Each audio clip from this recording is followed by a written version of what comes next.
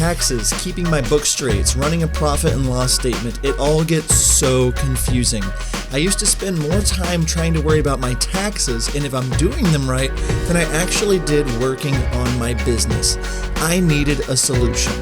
That is when I found Core Financial. Core is a team of tax professionals that actually care about real relationships with their clients. From the moment I hired Core, I was able to trust that I will be fully taken care of. They run my books, keep me up to date with my finances, and make sure I'm taking full advantage of all the tax breaks I qualify for. Are you struggling to understand your finances? Do you need help making sure you don't make any mistakes? Look no further. Core Financial. Both Nick and I are huge fans of Core Financial, and we know you will be too. Check out howtofilmweddings.com/core to see what they can do for you. Core Financial. Real relationships, no surprises.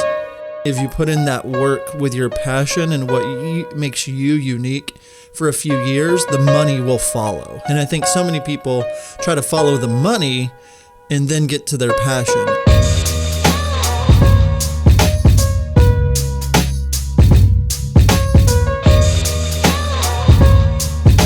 Hello and welcome to the How to Film Weddings podcast. My name is John Bunn. I've done this a couple times before, but I'm joined today with my good buddy, Nick Miller. Nick, how are you, my bud? Dude, I'm really good. It snowed this morning here in Wichita. But kids still had school and all that stuff. But it's cold. But I'm feeling warm in my heart. I'm warm in my heart too because guess what? I am done with backlog. That's I have amazing. Gotten my last film back from Wedditor. It is done. It is sent to the client. I have no backlog. I don't have any weddings for a few weeks. Like 2 weddings from now until the beginning of May. Like I'm just in full-on happy mode. And that's amazing. Also really happy because of our guest today. I don't know if you know, Nick, but we had a really awesome guest on the podcast today. Yes. We had Stanton Giles on, Films by Stanton. Man, this guy, he's only been in business for a couple of years, but if you watch one of his films, you'd be like, this guy's had to have been around for forever. Like his work, and not in a bad way, like not like old Dine. Okay, I'm gonna stop there.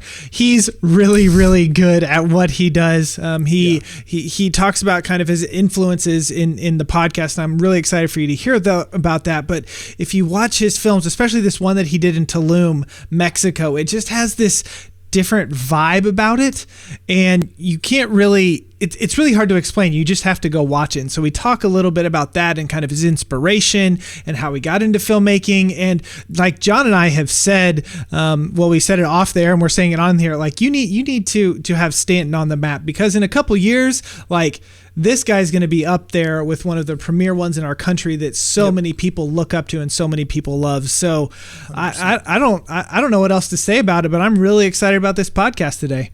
Yeah, let's do it. Okay.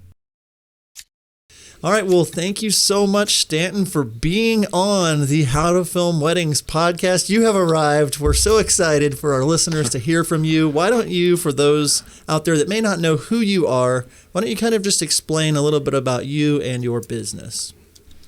Yeah, just kind of like go back through my story, or just like talk about the business part. Sure. Yeah, well, I'm Stanton Giles. I have been doing wedding videography for full-time 2 years now. I filmed 5 weddings back in 2017, so technically I guess it's 3. But I guess my videography story kind of goes back like 3 or 4 years ago. I went to college for engineering, actually. I was an engineer before I did this. Went to school for 4.5 years, and then graduated, worked as an electrical and controls engineer. To make a long story short, ended up quitting and moving to an orphanage in Honduras. And I lived at this orphanage for like a little bit over half a year, 6 or 7 months, something like that. Was planning on living there longer. But to make a long story even shorter, it was during this time in my transition out of engineering that I found videography. It was actually a guy named Sam Colder. He's this big travel guy. I don't know if you guys have ever heard of Sam Colder. Uh-huh. Okay, sweet. Yes, I love when people say they've heard of Sam Colder.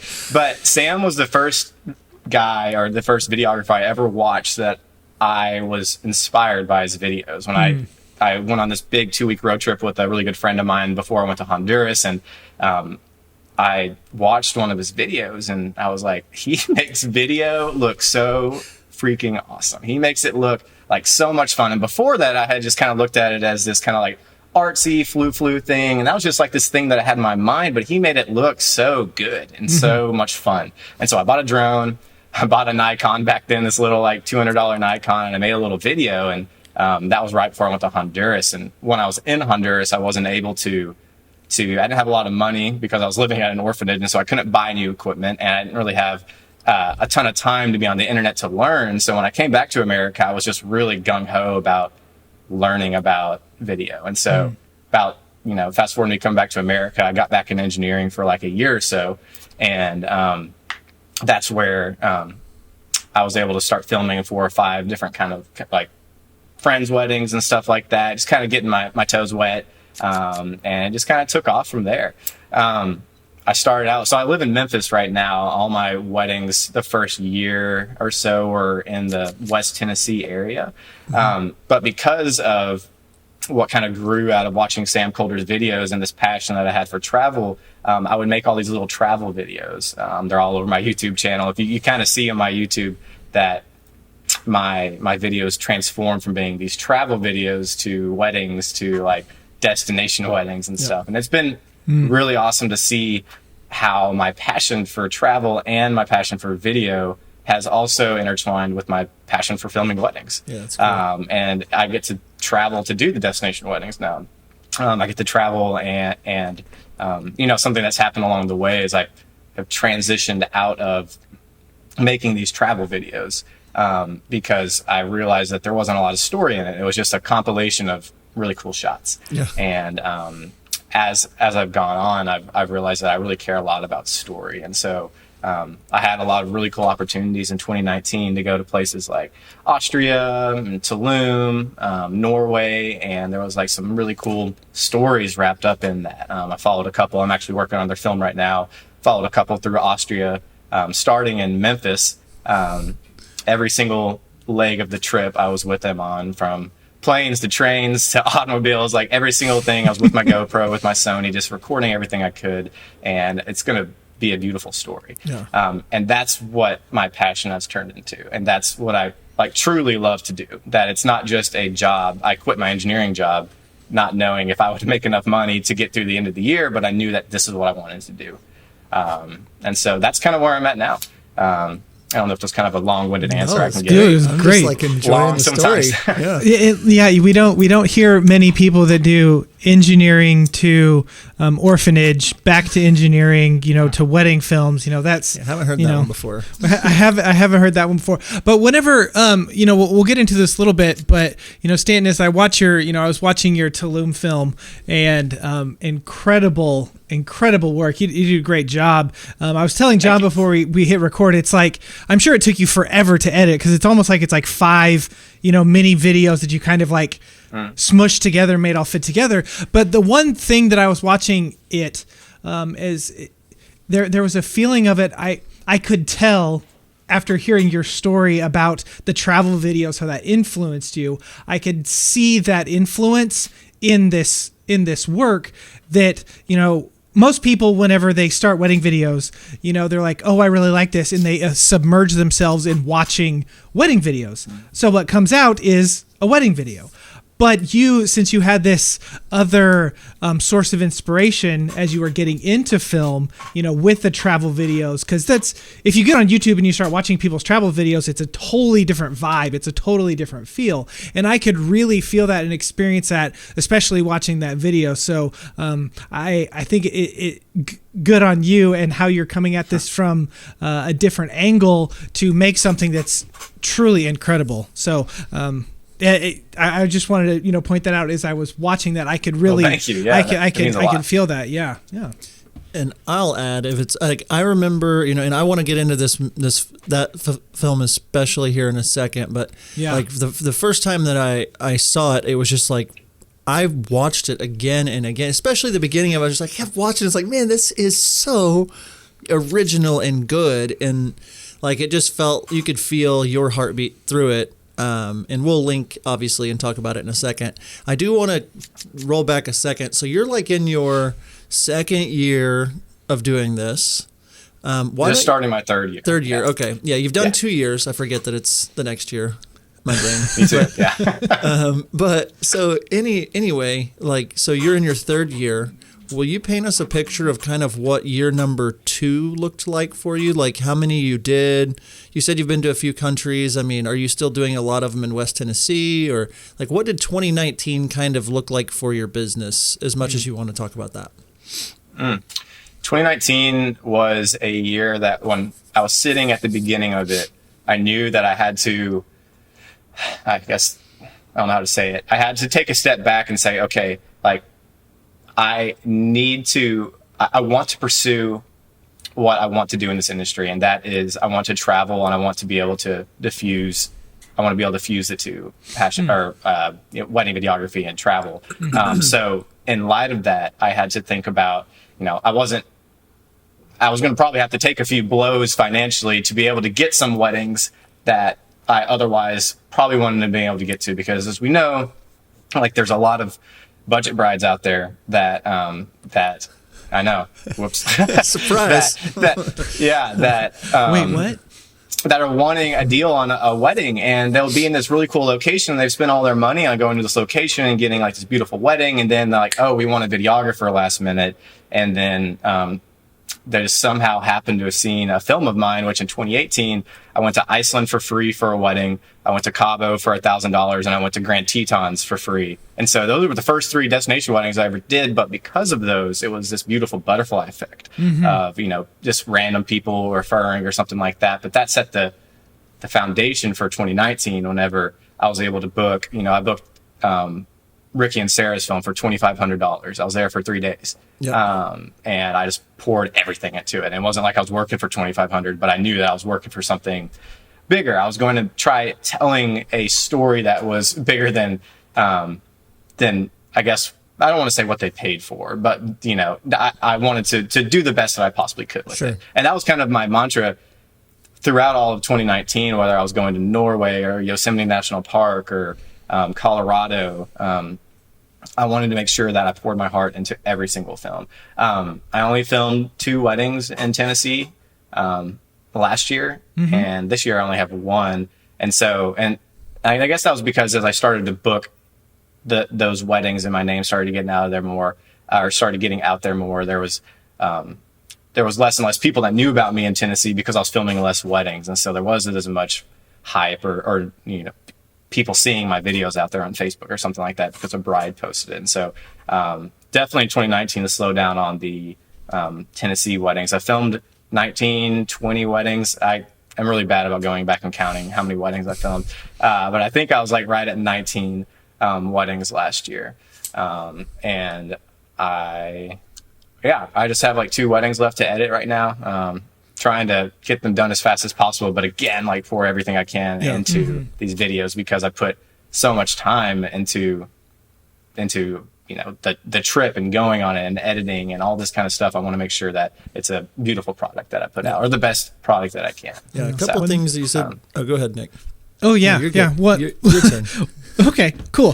One of the things that stood out is, you took on this destination work for little to no cost for your couples. Like you were, paying it out like it was a business expense for you. You didn't make a ton doing that, but you are, I'm sure now you're starting to see, the dividend, like that coming back to you. One thing that John has said a lot, especially when he was getting started, he got a wedding that was, maybe charged what John was like a $3,001, and you're like, I'm going to film this and edit this like it's a $5,000 wedding. So, so it's like you have that end goal in mind, and you're like, I know I want to travel. And so I am going to knock these few travel ones, even though it's really costing me a lot of money to be here, as like a marketing expense, as I can really pour into it. That's kind of our story with me and my wife and in our business, Wild Oak Films, and how, we did a couple Colorado weddings, and then, we just networked with some people. And then from that, it kind of snowballed a little bit, where we're shooting, 5 or 6, out of Kansas each year. So, what if, and I guess what I'm trying to say is if there's someone that's listening and they're like, man, his travel stuff's incredible. That's the kind of traveling, that I want to do. Do you have any more recommendations on, how to get into that? Or is it just, do what you can get and then see what happens?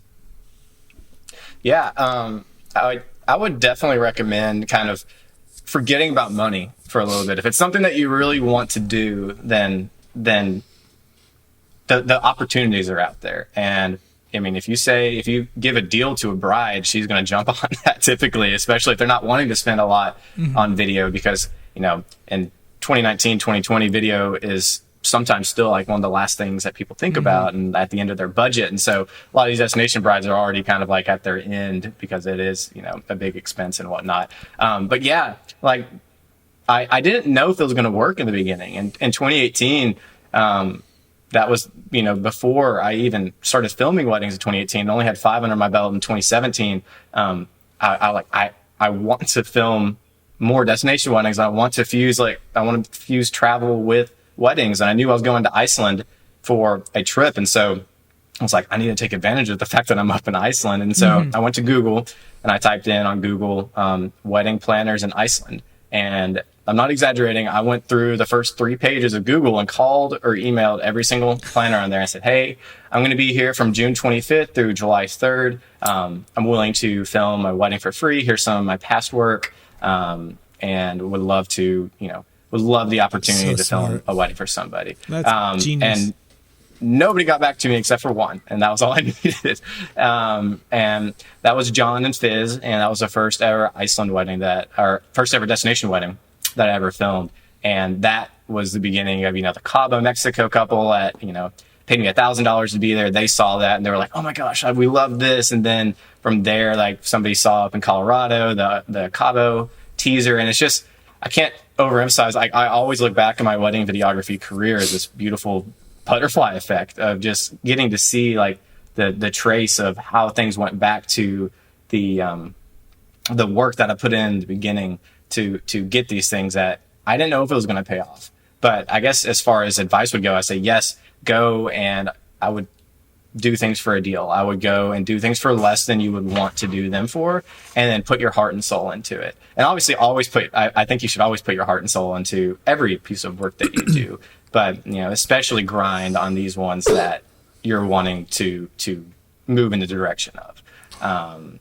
Whether that's, getting in contact with wedding planners like in Iceland, or if, I feel like I hear a lot about different couples that destination weddings are becoming pretty popular. I mean, people, absconding to go elope or have a destination wedding somewhere, with especially the transformation of Instagram and, seeing all the travel, the generation that we're in. And so the opportunities are out there. If that's something that you're wanting to do, then I just say go for it and be willing to look at it as an investment of your future rather than the money that you're getting right now. There are so many good things to unpack that I want to talk about real quick about all that you just said, because if anybody knows me, this is like right down my alley of like things that I love to unpack because it's true. He does. I do. First of all, like the idea that before getting into some of unpacking a couple of those things, it shows in your work that you're passionate about the work first, not just the money. Very much so. Very much so. And that is what, if you put in that work with your passion and what makes you unique for a few years, the money will follow. And I think so many people try to follow the money and then get to their passion. And if you're listening to this, you have to have a come to Jesus meeting with yourself and say, what am I passionate about? What do I love? And work towards getting to do that. And that, like, you love travel, you love these kinds of weddings, these stories, and you, like, it doesn't feel like you're working because you're, when you're making this film, these films, it's like you want to put extra effort into it because that's what you're like called to be doing right now with your life. Like, that's what you feel, and it's obvious, as opposed to someone that's like, well, I'm going to try to make my films look like Stanton's films. I'm gonna make I watched his Cancun film. Now I want to make something like that. And so that's the first thing that really stood out. That's like really refreshing.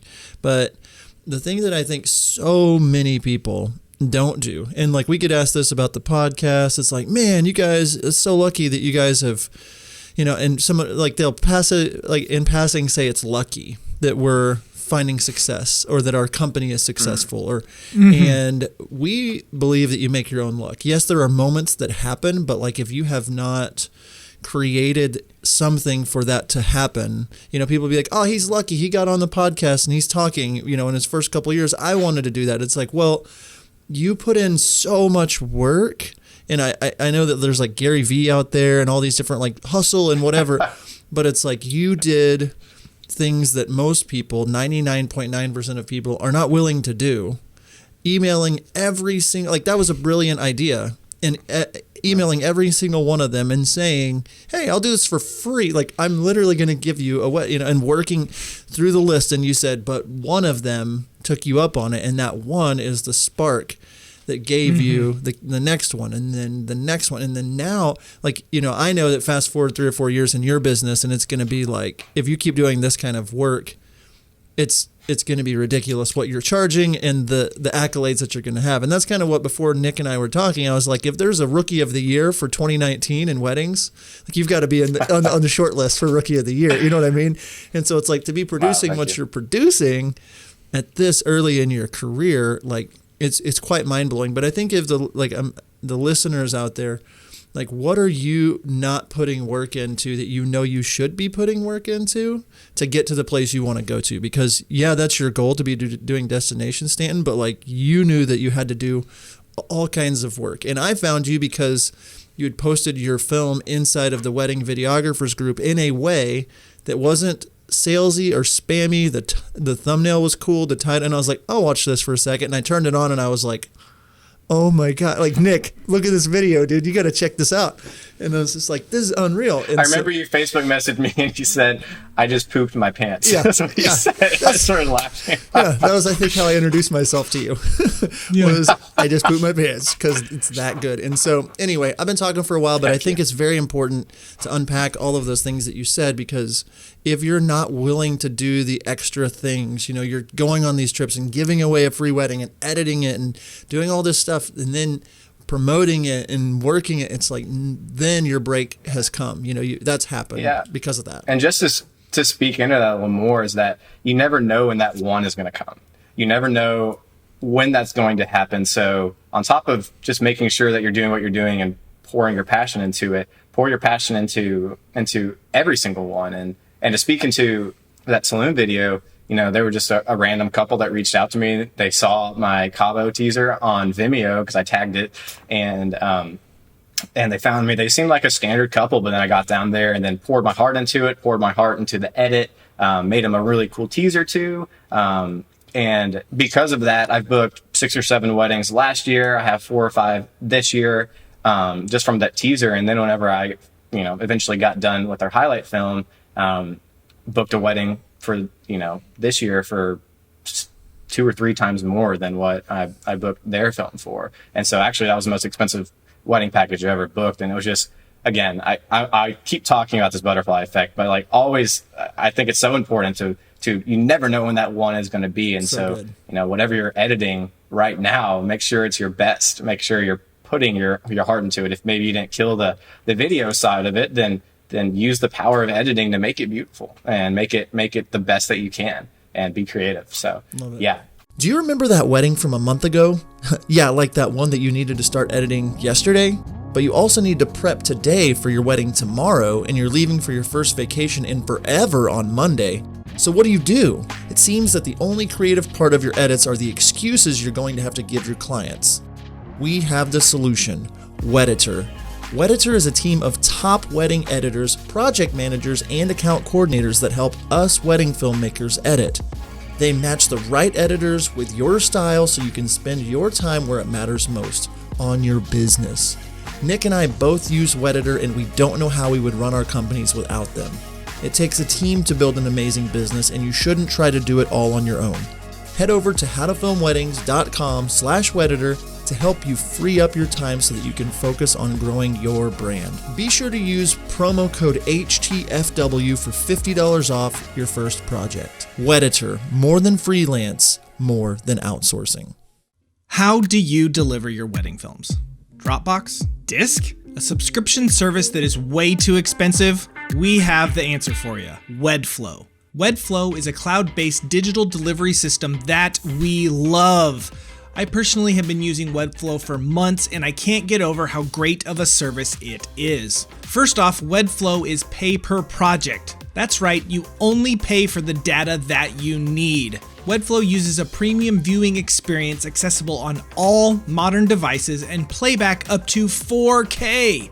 With custom branding and theming, wedding filmmakers can deliver an experience that's truly on brand from start to finish. Head to howtofilmweddings.com/Wedflow and upload your first project for as little as $1 per gigabyte. Wedflow, a whole new take on wedding film delivery.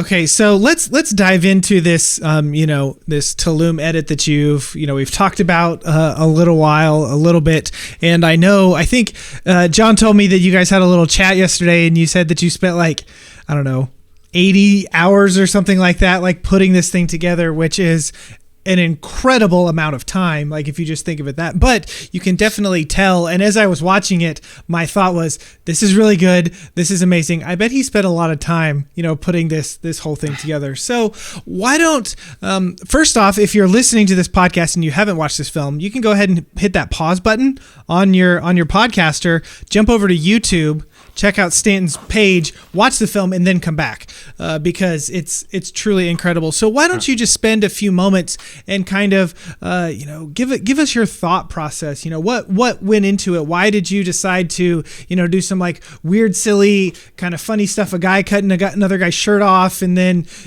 start it with kind of a home video, everyone jumping in the pool, and then get kind of sappy and then fun again. What was kind of your thought process behind the entire edit? Yeah. Have you guys seen Sherlock Holmes with Robert Downey Jr.? Have you guys seen that? Sherlock Holmes? Oh, yeah. Well, there's this scene in it where Sherlock Holmes hasn't come out of his apartment or his house for months, and he's in there testing out this gun, and he's sitting in the dark, and the doctor or whatever, Watson, rips open the curtains, he's freaking out and stuff. That's how I felt when I was editing the Ricky and Sarah film, that I was just inside my apartment. I barely came out, the dishes were piling up, and I'm a pretty clean person, but when I get really into an edit, all that other stuff, I don't sleep. And so, 80 hours, there was a week and a half of just pouring my heart and soul into this edit. When I kind of talk about the actual editing of it, I was watching my film before we started recording and stuff.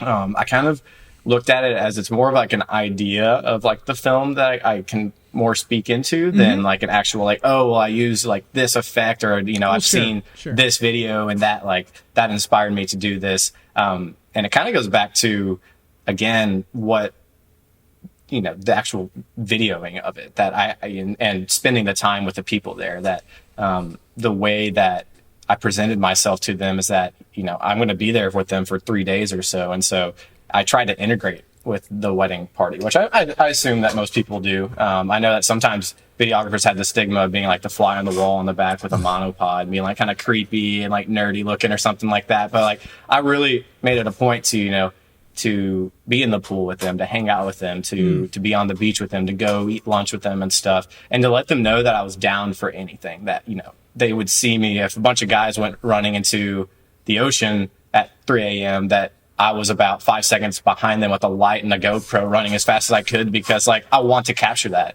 And so with that, the night of the wedding, whenever 2 groomsmen came up to me and they said, "Hey, we're going to go cut off," I forget the guy's name that fell asleep in one of the rooms. We're going to go cut off his sleeves because he's passed out and he's super tired. We're going to go cut off his sleeves. This is what he gets. So if you want to record it, you can. And so then I'm like, oh, well, yes.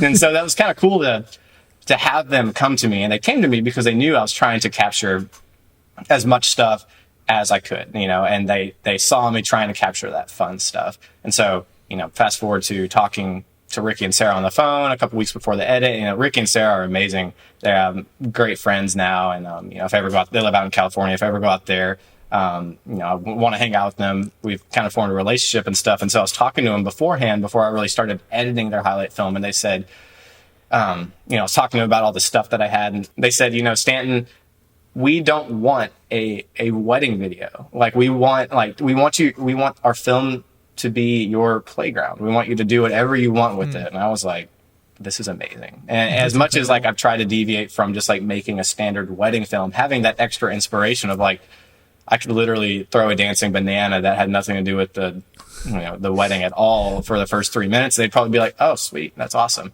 And so that was just really cool on Ricky and Sarah that they were so down for that. And so that's what kind of segueing into the edit, all like the videography and the relationship that I formed with them and kind of having them speak more into the film and giving me the permission to do that. It kind of paved the way for me being able to put in the sleeves cutting off, the little the little VHS kind of look, the credits at the end that kind of pop out at you, or like churro cam. I don't know if you guys saw that part during the dance scene, like super like just off the wall stuff. And as I talk about kind of like an idea, it was just this overarching idea of like, I can do what I want with this, but I want to make them a really good film too. And so obviously you didn't put a dancing banana in there for 2 or 3 minutes. And so when I edit, one of my good friends, Henry, we'll talk about like our editing styles and stuff. And so Henry, sorry, Henry, if this is a secret or something like that, but when he edits, he like goes in there and he does all of his audio first, and it helps him, he edits very linearly and will put the video from left to right in there. But for me, it's really hard for me to envision a video from start to finish, just putting a clip in, clip by clip by clip. And so, like you said earlier on in the beginning of the podcast, Nick, you said it feels like there's 3 or 4 videos, and that's kind of almost how I edited it. I had I would separate these sections out, and I would kind of edit this piece and think about, well, I can't edit this piece because what if I want to use a shot from their wedding in an earlier part to kind of like segue into the wedding. So I need to go back and edit this. And so it's honestly a really confusing way. And Henry's probably a much smarter editor than me. And that's why it took me 80 hours. But, I spent a lot of time going back and forth and like piecing this thing together, kind of like a puzzle, and just trying to figure out what's going to be the perfect shot, for each of those segments. So, hopefully that answers that question. Yeah, that's great. I thought that was brilliant. I'm just sitting here taking notes, man. Just learn how to do it your way. I think that's such, it's really freeing, but also kind of scary a little bit whenever a couple was like, we trust you, you do your thing. And at one side, you're probably like, yes, this is so cool. But another time you're like, oh, what if I take it too far? What if I, do something or something like that? But, just with the response you get and how you're talking about them, obviously they loved it. And it's, you're almost turning with an edit like that.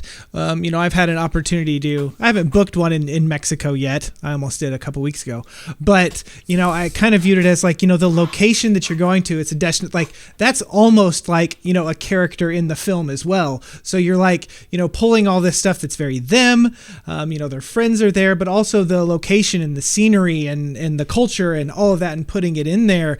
Oh man, I don't know. I can't say enough about it. It's incredible. One of the best films I've seen in the last 6 months or so. Well, thanks. Yeah, the drone is like one of my favorite things about doing my job is that I throw the drone up in the air all the time to capture the area and stuff. And that goes back again to like the whole travel thing that when I'd be in Iceland or in Hawaii or something like that, capturing the aerial footage was always my favorite part. And that does it kind of what you were saying, Nick. It sets the scene and it's a story about the place too. And so that's really important to me as well. And that's, important for the couple too, that they're doing a destination wedding. They want to see the place that they went to. Like that's a big deal for them, almost in the same way a venue's a big deal to a bride and the area is a big deal for these. And so the drone stuff really helps complement that. Yeah. It just shows like you're infusing your personality into the edit. And so as I watched it and, literally I watched the film and then every now and then, like a week or so later, I'd go back and be like, I just want to watch that beginning part again. Or I just want to watch that, like the end. I love the like the thing that you do with it, like the guys just dancing at that. It's like, man, that is so cool. Like, I wish I could do that. But it just really shows, and Nick's like laughing at me, but that really does come through. And I want to have you tell us a little bit, you finished that film, you get it uploaded. What has happened for you since finishing that edit? Like, what's happened in your business? Have you booked anybody else? Has anybody reached out to you? Have you gotten, like, what of the butterfly effect that you've had? Like, what's happened since then? Yeah. So Sarah and Ricky, they love the film, and Sarah was part of one of those bride to be groups, and I guess she lingered in it afterward. I don't know if it was a bride to be group, some bride group. And she posted the video in there very similarly to how she did the teaser. And she didn't tell me that she was posting in there, but I knew when she did because, you know, newly coming up in the inbox and stuff like that over the course of, you know, what's still trickling in, because people see it and then they won't reach out for 6 months sometimes. And I get people that still reach out because of the teaser, and that was 6, 7, 8 months ago, something like that. And so people just kind of sit on it and they'll say something, but that video residually, I've seen, you know, those leads come in from, you know, places like Malibu. There's a wedding I have this November out in Malibu, Cancun again next year. Tulum and Cancun, I get a lot of interest coming from that Sure. area, and that's from YouTube tags as well. Tagging, you know, Tulum wedding videographer, and, you know, trying to actually, from getting stuff from watching y'all's podcast and the advice that you give about, you know, the names on YouTube and like the thumbnail being important, put a lot of time into making sure that stood out as well. And so, there's been an awesome response from it. And I think it's also important to share your work with other people in the industry too. I sometimes think about, you know, why do I care about sharing this in the Sony A7 III group or the wedding videographers group? That's not going to book me weddings. Like, you know, that's not, these are all people that are wedding videographers, but in the same breath, like, they're also people that are probably going to get married, or they know people are getting married. Or I've had people that have seen films of mine in these groups and they referred people to me because they've seen it. And so, I posted it in, you know, y'all's group, the wedding videographers group, and, you know, just the response I got from people, and that was great too. And so that's kind of like the avenues of like the butterfly effect, that YouTube helping some, Vimeo's helped a little bit, Facebook, and the bride posting it in that group was really, really important. Yeah. Very good. One of the things that I, you know, love that you're saying, that I love that I'm hearing, is that, you know, you come back to that idea of it only takes one person, you know, sharing it. It only takes one person seeing it, you know, to get you, you know, another booking or something like that. So all the stuff that I'm hearing you say about what you're thinking about your business and what you're looking forward to and how you're putting it is very, very vibing with a lot of the stuff that John and I have been talking about, you know, over the course of the podcast. And so it sounds like when it comes to your business, you're well on your way, have set it up, you know, correctly, or working hard, and maybe you said, you know, you already booked your highest wedding, you know, ever, you know, it's a destination wedding and that kind of stuff. So stuff is definitely continuing to progress with you, and I only see you know, continuing to put in the work that you're putting in. It will continue to grow, and you will continue to be more and more successful. So I want to shift. Thank you. I want to shift, and so you are currently primarily a solo shooter, right? Yes. Yeah. Sometimes have second shooters, but I would say 80 to 90% of the time I'm solo shooting. Okay, cool. So why don't you maybe touch on that? And do you think that has being a solo shooter has helped you a little bit in the destination world, or I don't know, just some of your general thoughts about being a solo shooter versus, you know, having a steady second with you?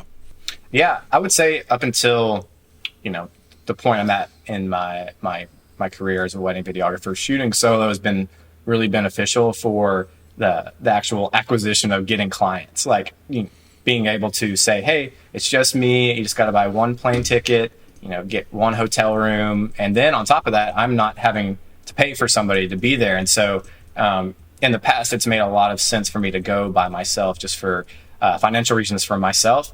And again, I've, you know, talked about, you know, putting off finances for now so you can get these, but also I got to eat. So I still got to make some money. Can't give it all to a second shooter. And so that's kind of been my mentality up until now, because brides, they might not have a lot of money to spend on having the second shooter. Sure. There. And now I'm getting more, and that's something I offer too in my, collection 2 or collection 3 that I have in my pricing guide. So people are starting to do that more as I get into higher end brides and stuff. But as far as solo shooting, it's definitely hard. And I'm sure you guys have shot by yourself before too in the 13 years or 14 that you guys have done it. But I'm always nervous on the day that I'm going to miss something, because it's just one camera angle pointing one direction at one time in this important 12-hour period of a day or something. And so because of that, always recording. And I almost feel like this anxiety throughout the day of like, I need to be capturing something right now. And I'm just having a conversation with like a groomsman or something, and they're wanting to talk about videography or something. I'm like, I gotta like go over here and capture this or something. And so, second shooters are something I definitely want, but when I'm solo shooting, it's always, I get really worked up, not worked up, but it's hard to go and set up all the tripods, get the audio set up for the Tascam on the groom, or talking to the DJ, putting up lights, all that kind of stuff, pulling me away from maybe capturing some guests pouring into the ceremony. That would be some amazing B-roll to kind of like transition into the ceremony things. And so as focused as I am on not missing a moment, I do miss moments because I am solo shooting. But I mean, that's one of the only negatives that I could think of, which is a pretty big negative if the little tiny things are pulling you away. But I've never missed a kiss. I've never missed, a first look or something like that. All the big stuff I'm there for. And honestly, most of the little stuff too, because I've got all my stuff ready beforehand, on the day, to where I can just grab the tripod with the camera and the Rode mic on top of it, just set it up in the back, and not having to piece all these components together. And so it's made my setup very run and gun. When I'm changing lenses and stuff, I got the little lens holster on my side, so I can just quickly do that right there. I got like a little bag that I carry with me, I guess backpack, but revolutionary. What is this backpack you talk of? They just came out with it's a Kickstarter. Oh, cool. Just kidding. No, but that's kind of a little bit about solo shooting so far. And I think the times that I've done destination weddings, I've pulled way back from doing destinations, just as I now have 2 kids and don't want to be gone too much. But I've done 40 or so destinations in my career, and most of them have been solo shoots, just because of the nature of getting me there. I've done one in Yosemite or Yellowstone, and it's like, I'm going there, and just having one person, that is a huge benefit to the couple, to only have to really cover, one person. And I don't know what it is about being in a destination for several days, just knowing every bit of footage that you've gotten and not have to worry if you didn't get it with a second shooter. I feel like there's plenty of time, if you're going to be there for several days, to get, really epic wide B-roll of different things, or drone footage, and yes, you might miss out on some of the little moments, but for me, in my style, I enjoy the run and gun style of solo shooting at these destinations. Italy was a little different because it was just so many mountains that I didn't realize going up and down would take forever, but all the other ones that I've done, it's been much easier just to have myself. But anyway, we know the time suck that is searching for the perfect song for your wedding film. MusicBed has spent years collaborating with artists, bands, and composers to make it easier than ever for anyone to find the right song for their video. With amazing artists like Chapters, Tony Anderson, and The Light, The Heat, MusicBed is the best place for wedding videographers to get licensed music. Their subscription service was a life changer for me, especially since all of their subscription music is pre-cleared for every social media platform: Facebook, Instagram, Love Stories TV, and my personal favorite, YouTube, all pre-cleared. And if you are interested in a free month of a MusicBed wedding subscription, head over to howtofilmweddings.com/musicbed. When you sign up, use the promo code HTFW and you will get your first month for free. I'm wanting to start implementing second shooters more, because just having me and Henry shot a wedding in Yosemite together, and just having somebody as good as Henry shooting with me it just having having a second angle on something, whether it's a first look or you getting ready and the bridal prep. Those are some of my favorite shots with the natural light coming in the window, but just having a tight shot and a wide shot and not having to do both of those myself is such a relief on the day. When you can trust your second shooter or the person that's shooting with you. And then when you get into the editing suite, you're like, yes, you're not jump cutting between a 35 millimeter and a 35 millimeter shot from this angle. You're capturing multiple things and people's reactions to maybe what her letter is from that side. And like, it's something that I want to, as I'm, making more money on these weddings, I'm more open to putting more of an investment into the second shooter. Yeah, and one thing that I've done in certain locations is finding someone local that is there that you can connect with, that you don't have to fly in, you don't have to pay for them to stay. Like I did a few like in Tahoe or different places where it's like, I just post in different groups saying, hey, I'm going to be in Tahoe. I need a second shooter that let me see your reel. And that kind of, fixes some of it with, you can see their films and really get some good stuff there. All good things. For sure. I want to transition over to our question of the day presented by Wedditor, more than freelance, more than outsourcing. The question of the day is, what is one piece of advice you would give someone that wants to do more destination weddings? One piece of advice. I would say, I've already kind of talked about, putting your heart and soul into every piece of work that you've done and to reaching out to people. But I guess a piece of advice that I would give coming from me and just like my history of doing these things is don't be scared to do something different than you've done your whole career. Do something, be okay with branching out or trying something that there's potential that the bride might be like, what is this? Like, what did you do with my wedding film? Like, you can re-edit a film. Like, obviously client satisfaction is something and making sure that our brides are happy is important, but not being scared to do something that you've never done before, and having the guts to go do it. And I haven't executed everything perfectly. And there's been times where it hasn't paid off, the work that I put in, and the editing styles that I've done that brides might not have liked, but being willing to try something different and being inspired and getting motivation from other people's work is okay too. Inspired a lot by Henry's work and Sam Calder's work and a lot of other, wedding videographers and videographers in the travel community that I pull inspiration from the work that they do. And in turn, that motivates me to say, hey, if they can do it like this, there's no reason a bride shouldn't like this. So why don't I try that? No. Yeah. That's good. Yeah. That's great advice. So if you want to do more destination work, do some of that stuff. So, good. I like it. That's good. That. That's good. Yeah. So, Stanton, thank you so much for coming on our podcast today. We really appreciate you taking time out of your day to be on here, and we know that our listeners are going to be blown away whenever they check out your work. So, on that, we want them to be blown away by your amazing work. Where can people find you if they would like to, check out some of your travel films or destination work, not travel films, your destination work? Yeah. Well, you can find both on YouTube because it's all underneath Cody Stanton Giles. That's my YouTube name. I got my Films by Stanton. That's mostly going to be all on my website, filmsbystanton.com. You'll see the pride and joys of my career, the ones that I've taken a lot of time to make special or to make special or you put a lot of time into to making it as good as possible.